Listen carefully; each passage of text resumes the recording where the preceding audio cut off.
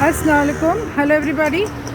आप देख रहे हैं कि पिछले 6 महीने से काफ़ी परस्यू किया है मैंने। जैसे आप फेसबुक पर देखोगे, जुलाई से बीएमसी और एसआरए के साथ, उनके वेरियस इश्यूज़ के साथ बेशक उन्होंने अपॉइंटमेंट दिया है, मिनट्स ऑफ मीटिंग निकाले हैं और सुनवाई की गई है। लेकिन बात आती है उस रिप्रेजेंटेशन की, एक्शन, इंक्वायरी और रिपोर्ट्स के बारे में।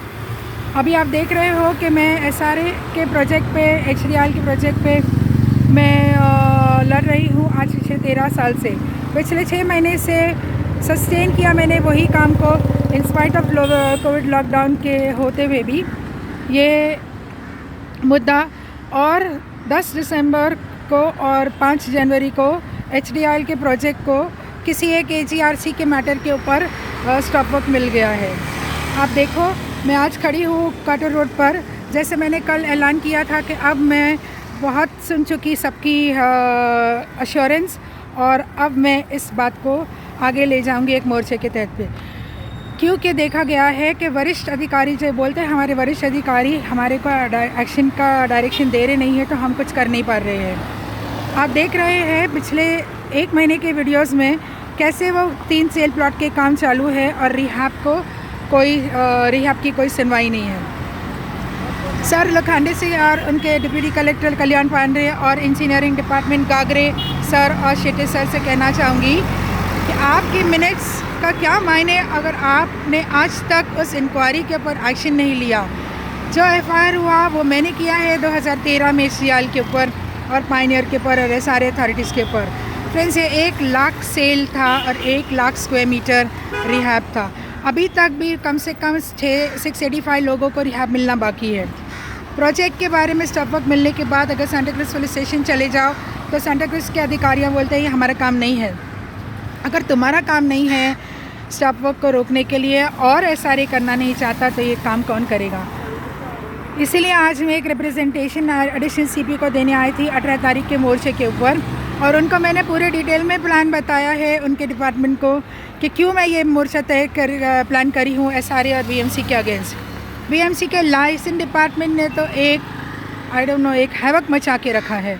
जब से 3 महीने से ये मिशन फोकल लॉकडाउन को ऑनरेबल सीएम ने ओपन किया है, तब से यहाँ से स्टॉल शिफ्ट वहाँ हो रही है और इलीगल स्टॉल्स आके रोड पे आ रहे हैं।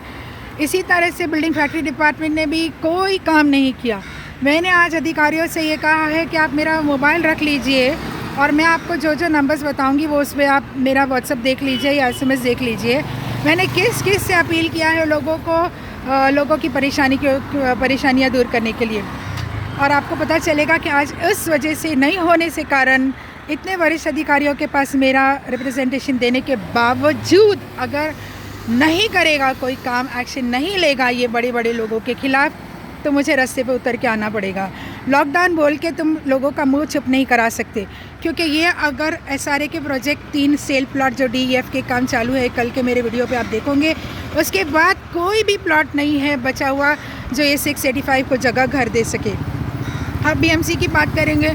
बीएमसी की लाइसेंस डिपार्टमेंट का तो तांडव आप देख ही रहे हैं, किस तरह से जो भी आदमी लाइसेंस डिपार्टमेंट का लीगल स्टॉल एक्शन के लिए बोल रहा है वो उनके ऊपर एक्शन ले रहे हैं, लेकिन उनके पास कोई प्लान नहीं है। ये पोस्टर, बैनर्स, वो जो शाखा है इलीगल बन के पड़ी है, शेड्स बन के पड़े हैं, या जो रास्ते पर इलीगल वेंडर्स रास्ते के ऊपर बैठे हैं, बस ये एक नेक्सस हो गया है। कुछ पॉलिटिकल पार्टी के कार्यकर्ताओं ने लाइसेंस यहाँ से वहाँ ट्रांसफ़र करके या फॉल्सली रिप्रेजेंट करके उसको यहाँ से वहाँ शिफ्ट कर रहे हैं रातों रात अंधेरे में। हमने तय किया है कि हम सीसीटीवी लगाएंगे, लेकिन सीसीटीवी लगाने के लिए ज़रा सा हफ्ता भर लग रहा है।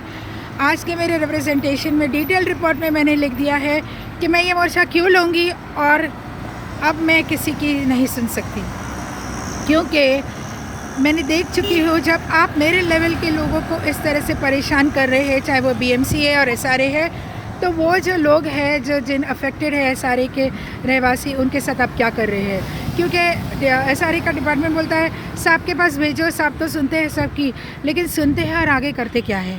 और इनको ये नहीं लगता है कि आज वो शिफ्ट होके भाईंदर, दहिसर, नाला सुपारा चले गए, वहाँ से आने में कितनी दिक्कत होगी, कितने पैसे खर्च होंगे लोगों के।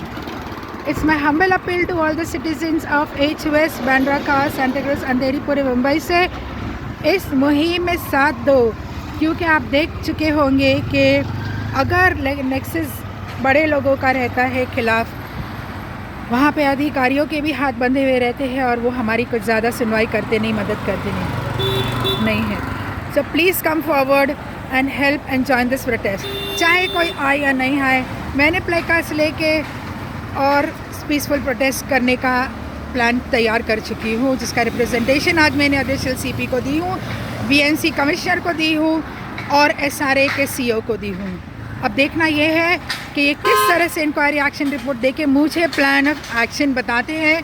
आई am not going to accept any assurance sir, I am not going to accept it. और इस बार दिलासा दे के रिपोर्ट बना के इससे कुछ नहीं होने वाला है। हेल्प आप देते हो, लॉ एंड ऑर्डर के लिए पुलिस देती है, लेकिन मैं आज इस बार देखूंगी कि हेल्प पुलिस कैसे करती है जब पब्लिक प्रॉब्लम में आ जाती है, अथॉरिटीज़ की वजह से, डेवलपर्स की वजह से और BMC के डिपार्टमेंट लाइसेंस और बिल्डिंग फैक्ट्री की वजह से। पूरा एक माला इलीगल बन गया है और BMC के पास कोई जवाब नहीं है। आप मेरी सुनो, बेशक मेरी इज़्ज़त करते हो, आप मेरी सुनते हो, लेकिन उसके बाद प्लान ऑफ एक्शन का क्या है सर? इसी के साथ मैं ये वीडियो को समाप्त करती हूँ। आगे का प्लान ऑफ एक्शन मैं पोस्ट करूँगी मेरे नेक्स्ट वीडियोस पे, और वो लेटर जो मैंने आज रिप्रेजेंटेशन में दिया है। थैंक यू, अल्लाह हाफ़िज़, शब खैर। दुआ में याद रखना, और याद रखना ख़ास करके दुआ करना लोगों के परेशानी दूर हो, क्योंकि वक्त ऑलरेडी ख़राब है और उन्होंने अपनी जॉब लॉस कर लिया है, बहुत कुछ प्रॉब्लम्स उन पे आ गई है। तो अल्लाह करे उनको साथ आपका मिलेगा और सुनवाई होगी अधिकारियों के आगे, तो उनकी कुछ मदद हो जाएगी। Thank you so much. I need your support. Please stand by.